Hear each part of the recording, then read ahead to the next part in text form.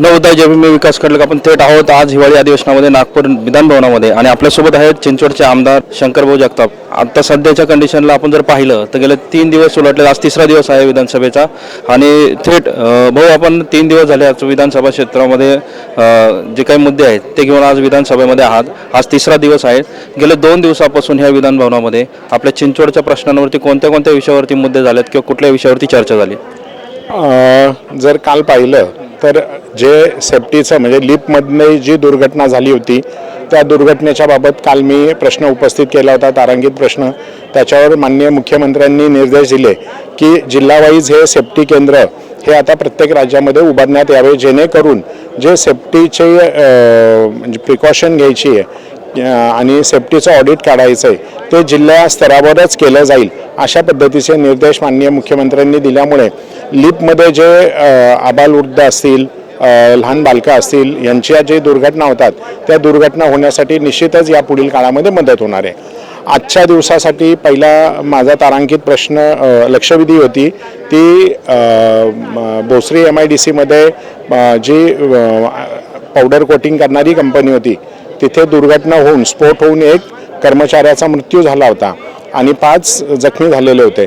तर अशा लोकांसाठी पिंपरी चिंचवड शहर हे औद्योगिक नगरी आहे, कामगारांचं शहर आहे आणि या शहरामध्ये कामगारांचं हित जपणं हे माझ्यासारख्या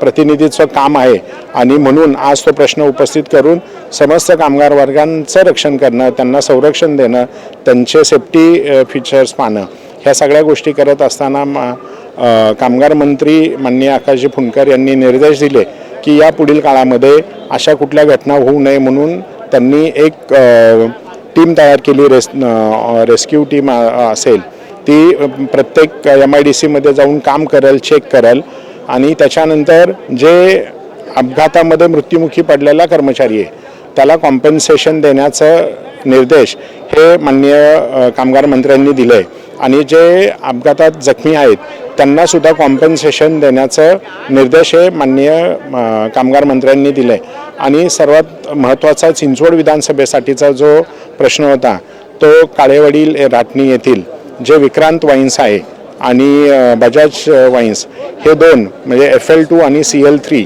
ह्या अशा दोन्ही दुकानांचा जो उपद्रव हा तेथील नागरिकांना, सोसायट्यांना होत होता त्याच्या संदर्भात मागील वर्षभरापासून मी माननीय एक्साईज कमिशनर यांच्याकडे पाठपुरावा केला होता आणि पाठपुरावा केल्यानंतर आज एक्साईज मिनिस्टर आणि राज्याचे उपमुख्यमंत्री अजितदादा पवार यांनी त्याच्यावर निर्देश केले ती दोन्ही दुकानं बंद करण्याचं म्हणजे शिफ्ट करण्याचे आदेश दिलेत आणि शिफ्टिंगसाठीचा नवीन कायदा हा पूर्ण महाराष्ट्रामध्ये घेऊन आले।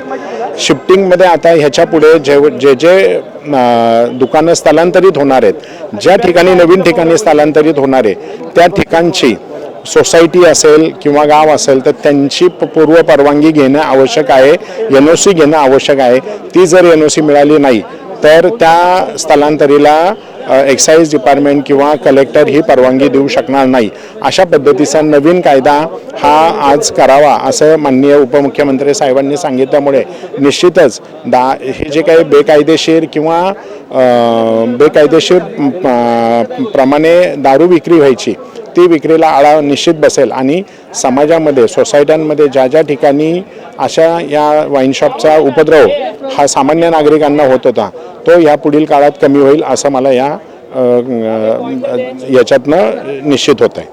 भाऊ आपण पाहतोय की आपल्या चिंचवड विधानसभा क्षेत्रामध्ये रोडची आणि भरपूर असे गटारांचे असेल किंवा पाणी प्रश्न असेल ह्याची मोठ्या प्रमाणात कामं चालू आहेत, पण ते कामं अद्याप पूर्ण झालेली नाही। काय होतंय, प्रशासनाकडून निधी कमी पडतोय की तुमचा आवाज तिथपर्यंत पोहोचत नाही? नाही, तुम्ही आत्ता जर पाहिलं असेल तर मागील वर्षभरापासून चिंचवड विधानसभेमध्ये रस्त्याची कामं असेल, पाणी पुरवठ्याची असेल, ड्रेनेज असेल, इतर सगळी कामं चालू झालेली आहेत। मागची लोकसभा त्याच्यानंतर विधानसभा ह्या 2 आचारसंहितेमुळे जो काही कामाला विलंब लागला होता तो आता भरून काढतोय आम्ही आणि निश्चितच लवकर येत्या 4 महिन्यामध्ये जी कामं आम्ही चालू केलेली आहे ती संपूर्ण सगळीच्या सगळी कामं ही मार्गी लागतील। आपण भाऊ पाहिलं की गेल्या काही वर्षापासून आपण आरोग्यावरती भरपूर कामं केलीत आणि मोठे मोठे शिबिरं देखील घेतलेली आहेत. तसाच एक प्रश्न भेडसावतोय की आपल्या इथे काही ठिकाणी मुकाई चौक या ठिकाणी उपजिल्हा रुग्णालयाचं आरक्षण जे ग्रामपंचायतपासून अद्याप जैसे ते आहे, तिथे काही नवीन हॉस्पिटल किंवा नवीन कुठलं निर्माण करण्याचा काय आपला प्रयत्न आहे का? आपण जर पाहिलं तर आपला दवाखान्याच्या माध्यमातून चिंचवड विधानसभेमध्ये जवळपास 14 ते 15 ठिकाणी आम्ही हे छोटे छोटे क्लिनिक चालू केलेले आहेत. त्याच्यानंतर 2017ला भारतीय जनता पार्टीची सत्ता आल्यानंतर पूर्वी YCMच हे एक मोठं रुग्णालय होतं आणि महाराष्ट्र शासनाचं जिल्हा रुग्णालय होतं. आज जर तुम्ही पाहिलं तर थेरगाव येथे जवळपास 180 बेडचं रुग्णालय चालू झाले. भारतीय जनता पार्टीची सत्ता आल्यानंतर जिजामाता हॉस्पिटल असेल, त्याच्यानंतर तालेरा हॉस्पिटल असेल, त्या हॉस्पिटलचं पण नूतनीकरण आणि त्याचे बेड वाढवण्याचं काम हे भारतीय जनता पार्टीची सत्ता आल्यानंतर झालेलं आहे. वाढती लोकसंख्या, वाढते शहरीकरणाला हे भेडसावत राहणारे प्रश्न हे निश्चितच या पुढील काळामध्ये पण पूर्ण केले जातील असं मी तुम्हाला सांगतो. सध्यात महत्त्वाचा एक जो प्रश्न आहे की आता सध्या आपण जर पाहिलं तर चिंचवड विधानसभेमध्ये मागासवर्गीय मतदारांची संख्या जास्त आहे.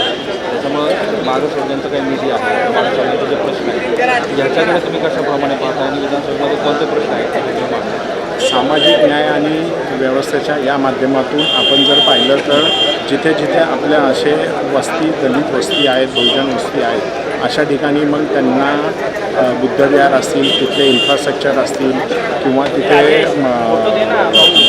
ग्रंथालय असेल, असे अनेक उपक्रम हे सामाजिक न्याय व्यवस्थेच्या माध्यमातून आत्ता नवीन या बजेटमध्ये मी कामं आणले आहेत, कामं चालू झालेले आहेत आणि पुढील येणाऱ्या वर्षीमध्येसुद्धा ते कामं होतील. सगळ्यात महत्त्वाचा एक प्रश्न आहे की आपल्या चिंचवड विधानसभा क्षेत्रात छत्रपती शिवरायांना मानणारा छत्रपती शिवरायांचं मोठ्या प्रमाणात आणि बाबासाहेब संविधान करते आहेत, पण आपल्या चिंचवड विधानसभा बाबासाहेबांचा पुतळा त्यावरती आपल्याला नाही, आपण जर पाहिलं तर महापुरुषांचे पुतळे हे प्रत्येक ठिकाणी असावेत, त्यांच्याकडनं प्रेरणा चालना मिळत असतील, पण त्यांचं रक्षण आणि सुरक्षितता पाहणं हे सुद्धा आपलं प्रत्येक नागरिकाचं काम आहे. आणि तुम्ही जर आज पाहिलं तर निश्चितच आपण पाहिलं की पिंपरी या ठिकाणी डॉक्टर बाबासाहेब आंबेडकरांचा भव्य पुतळा आहे. तिथे आपण दरवर्षी प्रत्येक उपक्रम करत असतो, कार्यक्रम करत असतो. त्यानंतर दापोडीमध्ये पण आहे, त्याच्यानंतर सांगलीमध्ये पण आहे आणि वेगवेगळ्या ठिकाणी बुद्धविहार आपण केलेले आहेत.